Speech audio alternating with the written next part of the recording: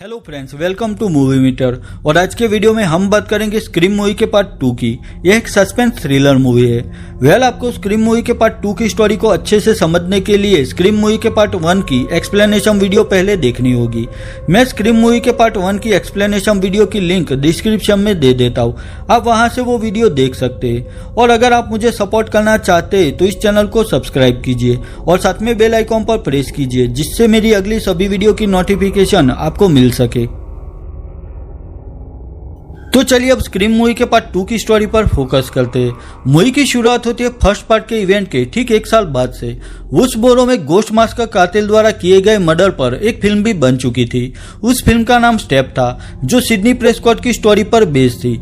अब वहां पर फिल और मॉरिन को दिखाया गया है, जो कॉलेज सीनियर थे।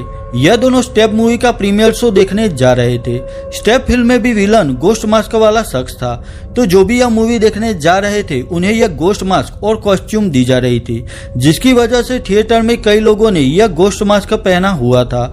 यहाँ पर स्टेप मूवी स्टार्ट होती है, जिसकी कहानी रिपोर्टर गेल वेदर की बुक द वुड्सबोरो मर्डर नाम की बुक पर बेस्ड थी।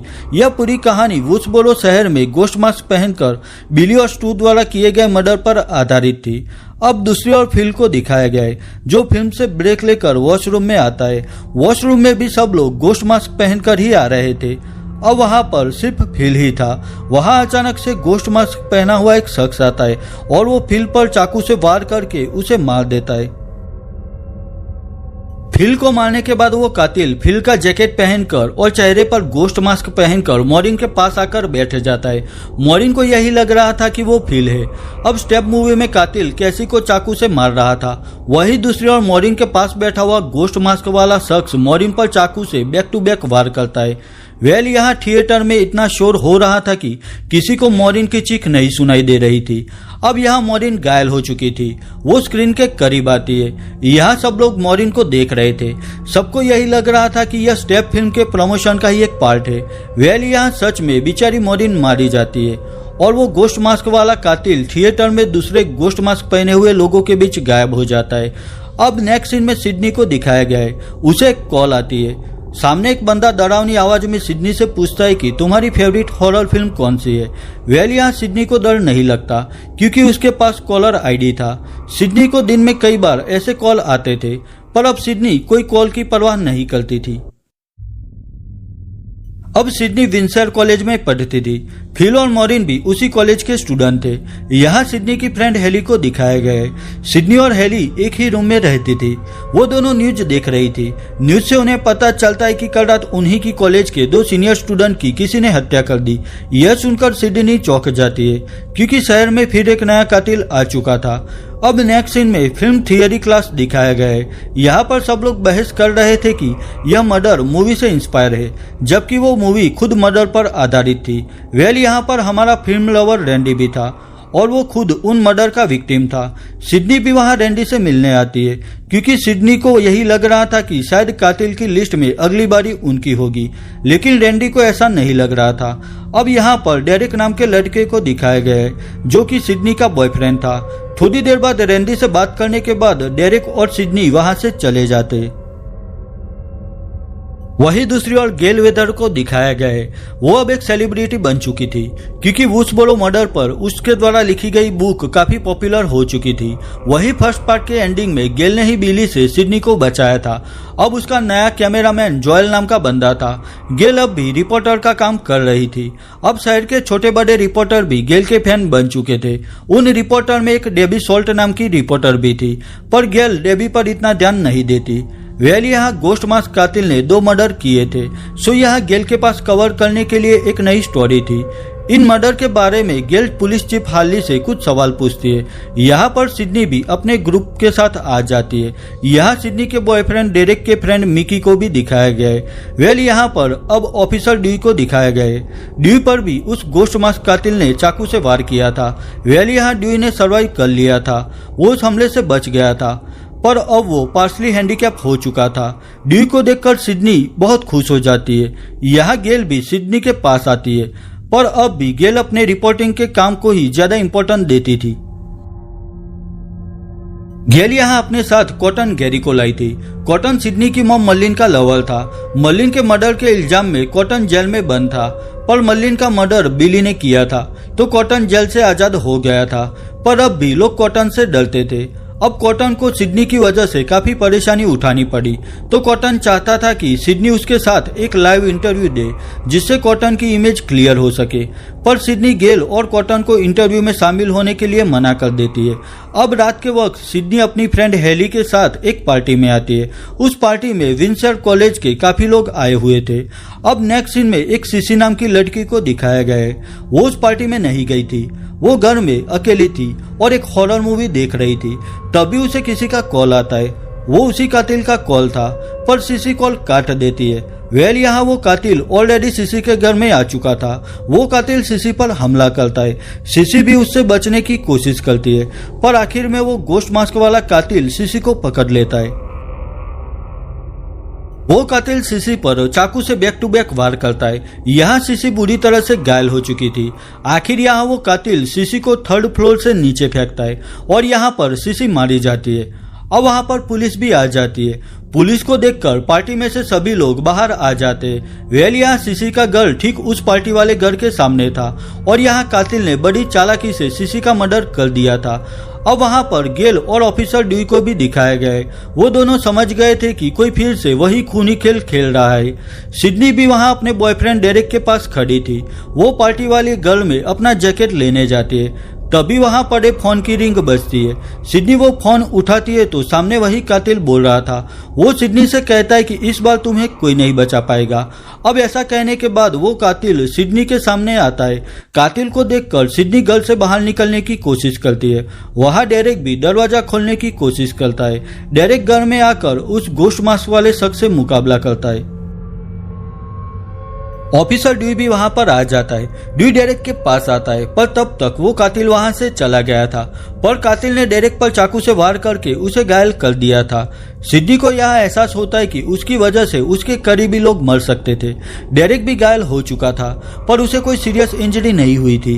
अब दूसरी ओर ड्यूई और रैंडी को दिखाया गया है, जो यह गेस कर रहे थे कि आखिर कातिल कौन हो सकता है। अब यहाँ कातिल कोई भी हो सकता था।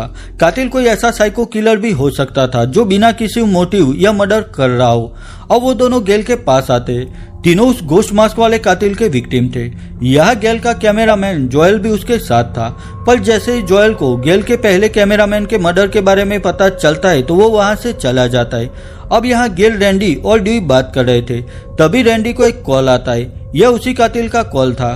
दरअसल वो कातिल उन तीनों को देख रहा था। अब यहाँ उस कातिल को रंगे हाथ पकड़ने का यह अच्छा चांस था, तो रैंडी उस कातिल को कॉल पर बिजी रखने की कोशिश करता है और ड्यूई और गेल उस कातिल को वहां पर ढूंढने में लग जाते हैं। पर काफी कोशिश करने के बाद भी गेल और ड्यूई को कोई सस्पेक्ट नहीं दिखाई देता। वही वो कातिल गोश्त मास्क पहनकर गेल की वैन में छिपा हुआ था। यहाँ वो कातिल चालाकी से रैंडी को वैन के पास बुलाता है और वो रैंडी को वैन में खींचकर उस पर चाकू से वार करता है। आखिर कातिल रैंडी को मारकर चुपचाप वैन से चला जाता है। कातिल ने वो मास्क और कॉस्ट्यूम वैन में ही छोड़ दिया था। अब जैसे ही गेल, ड्यूई और जोएल वैन के पास आते तो उन्हें वहां पर रैंडी की लाश दिखाई देती है, जिसे कातिल ने बेरहमी से मार डाला था। यह नजारा देखकर वो तीनों डर जाते। वही सिडनी भी लाइब्रेरी में कंप्यूटर पर कुछ काम कर रही थी। तभी कंप्यूटर स्क्रीन पर एक मैसेज आता है, जिसमें लिखा था कि you are going to die tonight, यानी कि आज रात तुम मारी जाओगी। अब यहाँ सिडनी काफी डरी हुई थी। वही वहाँ कॉटन भी आ जाता है। उसे बस सिडनी के साथ एक लाइव इंटरव्यू देना था, पर यहाँ सिडनी फिर से कॉटन को इंटरव्यू के लिए साफ मना कर देती है। अब यहाँ कॉटन का बिहेव देखकर सिडनी को भी शक होने लगा था कि शायद कॉटन ही यह सब मर्डर कर रहा है। वही सिडनी को अपने फ्रेंड रैंडी की मौत की न्यूज मिलती है, जिससे सिडनी काफी अपसेट हो जाती है। वही कातिल ने सिडनी को आज रात मारने की धमकी दी थी, तो पुलिस चीफ हार्ली सिडनी को एक सेफ जगह रखने का डिसीजन लेते। रैंडी की मौत से गेल भी अपसेट थी और वो भी उस कातिल को पकड़ना चाहती थी। अब गेल को याद आता है कि रैंडी की मौत से कुछ देर पहले उसका कैमरामैन वहां पर रिकॉर्डिंग कर रहा था, तो शायद हो सकता है कि उस फुटेज से उस कातिल का कोई सुराग मिल सके। गेल ड्यूई को भी यह बात बताती है। वो फुटेज भी गेल के पास थी। अब वो दोनों रिकॉर्डिंग फुटेज को चेक करने के लिए विंसर कॉलेज में आते। यहाँ वो फुटेज चेक कर रहे थे, पर उन्हें फुटेज से कोई क्लू नहीं मिल रहा था। अब यहाँ पर सच में वो गोश्त मास्क वाला कातिल आ जाता है और वो गेल और ड्यूई पर हमला करता है। कातिल से बचकर गेल एक जगह पर छिप जाती है, पर कातिल ड्यूई को पकड़ लेता है और उस पर चाकू से वार करता है। यह गेल मजबूर थी, उसने खुद को एक कमरे में बंद कर दिया था। वो बस ड्यूई को इस हाल में बेबस होकर देख रही थी क्योंकि वो भी मजबूर थी। वही दूसरी ओर सिडनी को पुलिस चीफ हार्ली द्वारा भेजे गए 2 ऑफिसर एक सेफ जगह पर ले जा रहे थे। सिडनी की फ्रेंड हार्ली भी उसके साथ जा रही थी। सिडनी का बॉयफ्रेंड डेरेक उसे मिलने आता है। वो सिडनी से कहता है कि अपना ख्याल रखना और आखिर डेरेक वहां से चला जाता है। अब वो ऑफिसर सिडनी और हेली को अपनी कार में लेकर वहां से निकलते हैं। आगे एक जगह पर रेड सिग्नल देखकर ऑफिसर कार रोक देता है।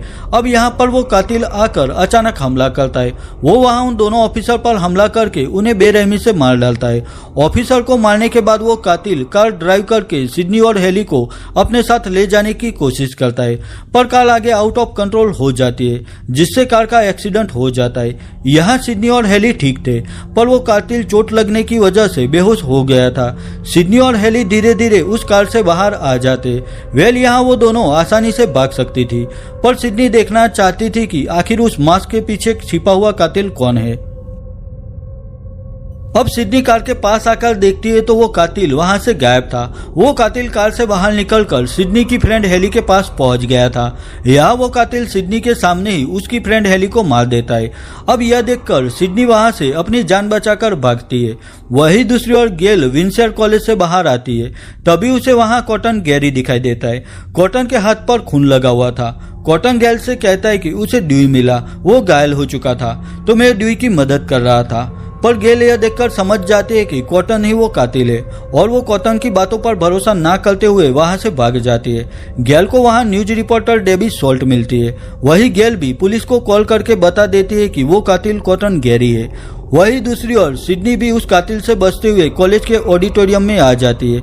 यहाँ उसे अपना बॉयफ्रेंड डेरेक मिलता है जिसे गोश्त मास्क कातिल ने एक क्रॉस पर बांधा हुआ था। सिडनी डेरेक को वहां से छुड़ाने की कोशिश कर रही थी, पर तभी वहां पर वो कातिल आ जाता है।